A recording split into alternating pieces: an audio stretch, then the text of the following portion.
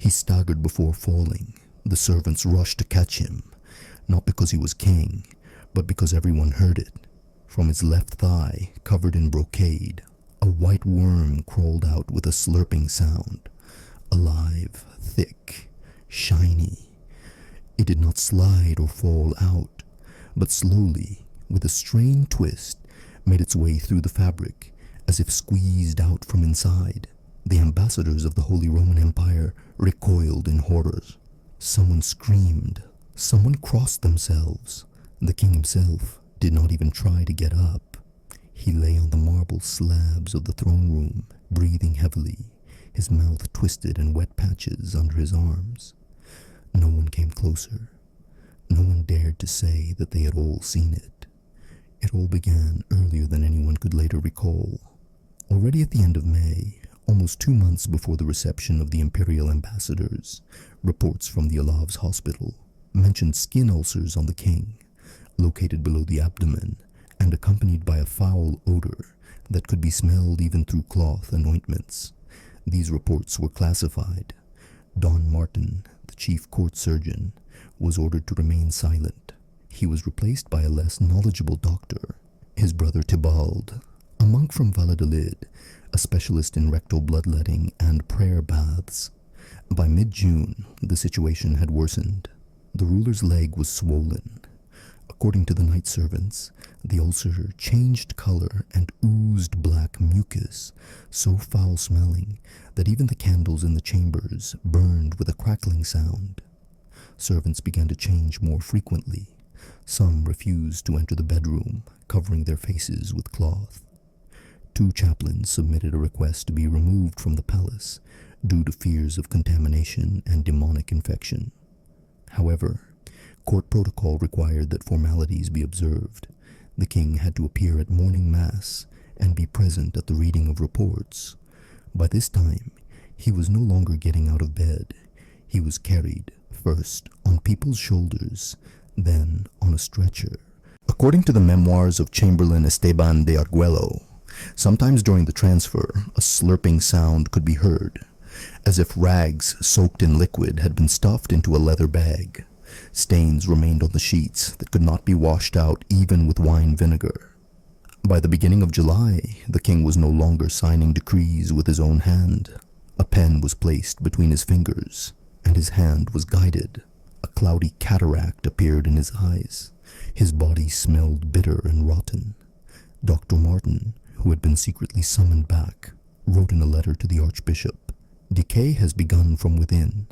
Neither bloodletting, ointments, nor even opium are working. The tissue in the pelvic area is loose, like boiled meat. I fear that this is not a disease, but a curse." Rumors began to spread. They were connected with the birth of a stillborn baby, a poisoned candle, and a letter found in the king's left shoe, which allegedly contained a cursed prayer against false kings. The night of July 9th was particularly difficult. The maid Clara claimed to have seen thin, wet threads, resembling larvae crawling out of the king's thigh in the dark. She was dismissed. No one bothered to check. When the ambassadors of the Holy Roman Empire arrived at the castle, the situation could no longer be concealed. The king could not stand, speak, or even chew without assistance. His body emitted an odor reminiscent of sour milk and burnt wool. However, the reception could not be cancelled. The empire was waiting for a guarantee of succession. It was at this moment, in full view of everyone, that the incident with the worm occurred. After the king fell, the servants carried him away without a word. The fabric on his thigh was torn. Underneath was a palm-sized ulcer, covered with a thick gray mass in which dozens of maggots were writhing.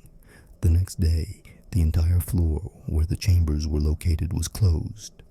A priest, summoned for confession, stayed inside for no more than 9 minutes. After that, he did not speak and was taken away by carriage to a monastery. Ministers and grandees gathered in the lower wing, discussing which of the bastards could be recognized as temporary regent. The ambassador sent a message to Rome about the supposed royal death, which had already taken place in the body, but had not yet been confirmed by the spirit. Dr. Martin continued to record his observations. In his personal diary, found later, there is an entry, 23rd, body temperature unstable. The ulcers have merged into a single field of pus. There is constant discharge from the groin. A vein in the leg has burst. The rooms are not ventilated. The mattress is soaked through. Every movement is accompanied by a crackling sound, probably internal pressure. I do not rule out spontaneous rupture. The servants continued to refuse to enter the chambers. Some fled. According to the night watchman, the king screamed in his sleep for several nights in a row, not with words, but with sounds, wheezing, grunting, and gasping. The doctor suggested administering opium, but the king's mouth could no longer be opened. His teeth were clenched and his jaw was swollen. While the body continued to decay, preparations began for a secret transfer of power. The abdication papers had already been signed by the regent, but with a forged royal seal. The archbishop refused to recognize them, declaring that a dead spirit cannot rule the living land. Shortly thereafter, it began to rain, which continued for 9 days without interruption. In the castle courtyard, where the ambassadors' horses stood, the smell of decay rose from the ground. It was then that the decision was made to isolate the body, but there were still 3 days left before that moment. The separation of the thigh began suddenly. On the night of July 26th, when 2 monks were trying to change the dying man's underwear, the cloth stretched between his pelvis and leg gave way. A transparent liquid flowed out with such force that it splashed onto the hem of the cassock. One of the monks, Brother Sancho, lost consciousness. The second dropped a vessel of wormwood decoction, and glass shards pierced the floor of the rotten bed. There was no time to call for a third. The guards posted at the doors would not let anyone in except those with rings and signatures. The ulcer spread. The skin gave way, revealing gray, fragmented flesh beneath. Inside was something that would later be described in medical records as a living purulent mass with parasitic activity. Dr. Martin, who was allowed in 4 hours after the incident, recorded, "Location of the rupture, outer thigh. The length of the affected area is approximately 2 spans. The tissues are loose and disintegrate when pressed. Parasites, up to 30 individuals, up to half a finger in length, some with movable appendages. I do not rule out internal egg laying. There is little blood. The inguinal lymph node is enlarged to the size of a chicken egg. Body temperature is low. A housefly dies when it lands on the skin. The king was no longer carried. He lay surrounded by cloths soaked in vinegar, dried mint, and incense. The ceiling of the chambers was covered with cloth to prevent the smell from rising. With every movement of the body, blood vessels burst. The pelvis ceased to function. Gray fat oozed from the anus, soaking into the bedding. It was decided not to move the body at all. At this time, the grandees secretly organized a meeting in the lower hall of the monastery of St. Juan. There they discussed, if the king did not die officially, who would sign the peace treaty with Aragon, who would take control of the fleet, and who would receive the titles of the bankrupt dukes. The imperial ambassadors, who had been under guard all this time, sent a letter to Vienna stating bluntly, "The body is rotting, but the voice still sounds, and this obstacle is more dangerous than death." Meanwhile, a critical moment arrived in the king's chambers. Due to the pressure of the pus, his right side began to swell. Dr. Martin injected opium, but the body did not respond. His breathing became quieter and quieter, and his forehead was covered with a network of dark cracks. His courtiers began to arrive with their confessors, each hoping that he would be the one to hear the dying man's last words, that he would be the one to receive the secret will. However, the king did not speak. He only blinked, his right eye frequently, his left eye almost never. According to the interpretation of the court chaplain, this meant that the soul had left half of the body, but was still clinging to power. Everything was carried out of the chambers, sheets, chairs, even the canopy over the bed. Everything was burned in the side courtyard. According to an archival record dated July 28th, the entire upper part of the mattress was eaten away. The wood beneath it was covered with slime, and the smell penetrated through the brickwork. No one knew how long this would continue. Doctors no longer entered. Bishops began to bargain for the right to perform the funeral service. Monks from a neighboring order asked permission to say mass for the repose of his soul without waiting for his official death. Some were already printing lithographs with the profile of the sovereign, whose face, according to unofficial drawings, was cracked diagonally from eyebrow to jaw. But the king was still breathing. Thick, black-green slime oozed from his nose. His mouth remained slightly open. His body did not move. The larvae continued to emerge from his thigh, now several at a time. They gathered in the folds of his skin, and then fell to the floor, where they were crushed by the guards' boots.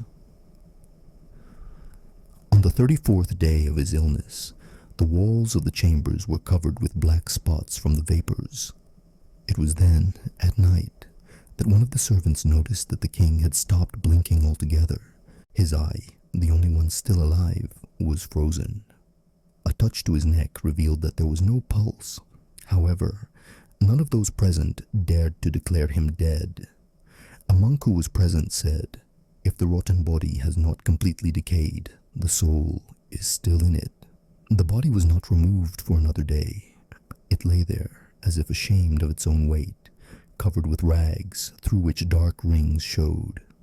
Only when the gases that had accumulated in the thigh burst with a crack, as if the skin had burst from the inside, and the sound of a lamp breaking was heard, was it decided.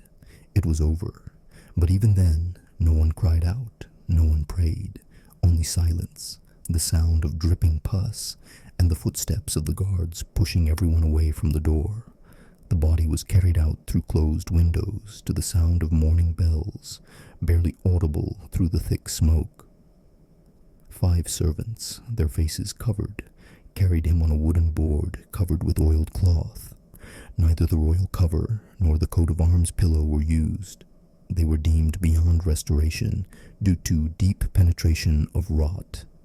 The priest accompanying the removal read prayers in a whisper, without looking at the body. All that remained of the king's eyes were 2 dried-up balls, pressed into the cracked sockets. Under his chin were the remains of gauze moistened with vinegar. His right arm was stiff, and the skin on it was translucent, like dried fish. When the board was turned, there was a sloshing sound. One of the pallbearers almost dropped it.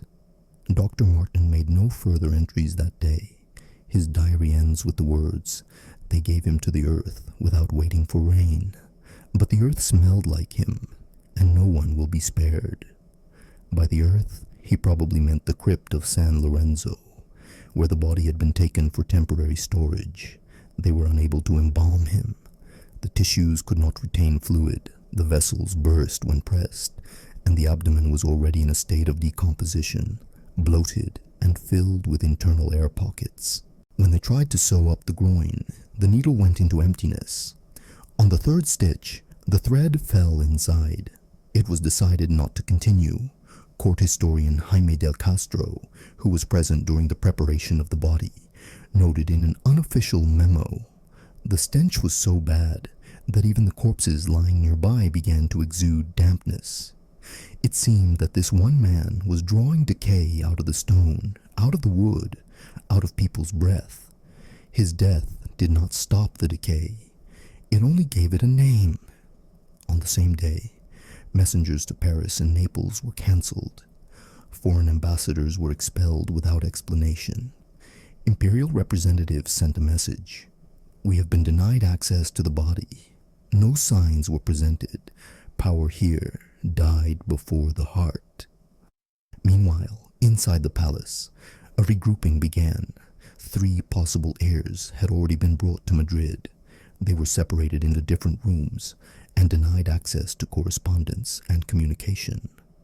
Cardinal Alvaro announced an emergency council meeting, but there was no room in the hall. Many grandees refused to enter, fearing the influence of decay. One of them, the Duke of Segovia, died the next day of fever. The second, the Marquis of Toledo, left for Portugal, declaring that his soul could no longer bear Spanish soil. They tried to postpone the funeral, not because of rituals, but because it was impossible to preserve the body. It had become fragile. When they tried to wrap it in a shroud, the rib cage cracked. When they touched the neck, air escaped from under the skin. The official cause of death was never announced. Letters to Rome stated, natural decline after a prolonged fever. In reality, no one believed in illness anymore. People repeated the words of a curse, uttered by a blind beggar in the market square 2 years earlier, when the king had passed by without stopping. After the body was carried out, riots broke out. The people, not knowing the truth, spread rumors that the king had died of the plague, of poison, of a demon put there by a monk at the hands of his own daughter. The guilds refused to observe traditional mourning. The blacksmiths did not extinguish their forges. The shoemakers put their shoes on display. No one lowered their flags. The palace was surrounded by a wall of silence. The official announcement of his death came only 3 days later. The bishop's voice trembled as he pronounced the name of the deceased. At that moment, a stained glass window in the church cracked. People did not applaud or weep. They stood looking up at the vaulted ceiling. And in the streets, people were already saying, "The government that rots, rots, even after death." The next day, when the wills were to be read, the key to the treasury disappeared. The archives were partially burned. Some books were found with pages torn out. The body was carried at night, without a hearse, without trumpets, without hymns. Due to the lack of a sealed coffin, it was placed in an oak box, lined with tarred leather. While being carried downstairs, one of the straps broke and the box hit the steps. A wet crack was heard from inside. Thus ended the regime, not in blood, not in battle, in filth that neither prayers, devotion, nor the law could stop. At dawn, 3 days after the burial, a fog rose from under the western wall of the San Lorenzo tomb, thick, sticky, with the smell of burnt skin and sour milk. Local monks decided that it was vapor caused by moisture, but the guard Ignacio Gomez reported that the earth breathed pus. Later, in the monastery book, he would write, "The smell was not natural. It followed me to the sacristy. I could neither pray nor sleep. My fingernails were rotting." A week after the secret burial, it became clear that the monarch's death had brought no relief. The palace was left empty, both physically and symbolically. The throne room was deserted, the doors boarded up. Servants who had previously had access to the chambers were sent to remote monasteries or into exile. One of them, former porter Alberto Espejo, was soon found in a well with his skull split open. Before that, he had allegedly said that a voice whispering from the mattress was keeping him awake. The Crown Council gathered at Mora Castle, 40 leagues from the capital. The meetings lasted 8 hours, but no decisions were made. The heirs were not unanimously recognized. One was illegitimate, but had the support of the army. The second was raised in a monastery, but had renounced his spiritual office. The third was a minor. The people began to disperse. In churches, they whispered that the state died, along with the one whose flesh decayed during his lifetime. Priests in the center of the capital were faced with their flock refusing to come to confession. People said, "Why bother, if even the one who was anointed with holy oil died in filth?" There were reports of churches being set on fire. Graffiti appeared on the walls of houses. "He rotted, and we are rotting. Power stinks. Death is coming down the throne steps." A fire broke out in the monastery of San Juan, where copies of the will were kept. The fire destroyed documents confirming the origin of the younger heir. This gave the Dukes of Toledo and Guadalajara an excuse to declare that power on earth is not by blood, but by purity of body. Thus began the schism. One of the pretenders to the throne, Don Enrique, proposed to open the body of the deceased to show that it was no longer a man or king, but a bag of decay, incapable of will or sign. The cardinals refused. Then a rumor spread among the people that the king was not dead. His body was hidden. It continues to lie in the lower vaults, and it is from there that a foul odor emanates at night, causing the trees to shed their leaves. The palace guards left to watch over the crypt began to complain of headaches, convulsions, and skin ulcers. One of them died. Another went blind. A guard officer wrote in his report, "The curse did not leave with him, it remained. And now, like vapor, it spreads throughout the capital. We must either burn the body or leave the country."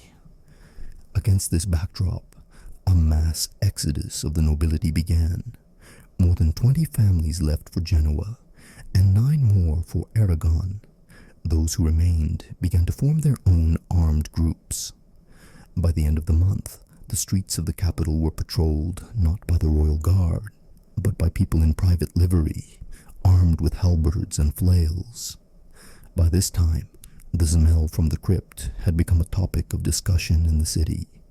Even with the entrances closed, it could be smelled in the streets. Some claimed to hear movement inside at night. The monks assigned to guard the crypt claimed to hear a rasping breath. One of them, Brother Marcos, disappeared. His body was never found. The monastery records state he went to pray and did not return.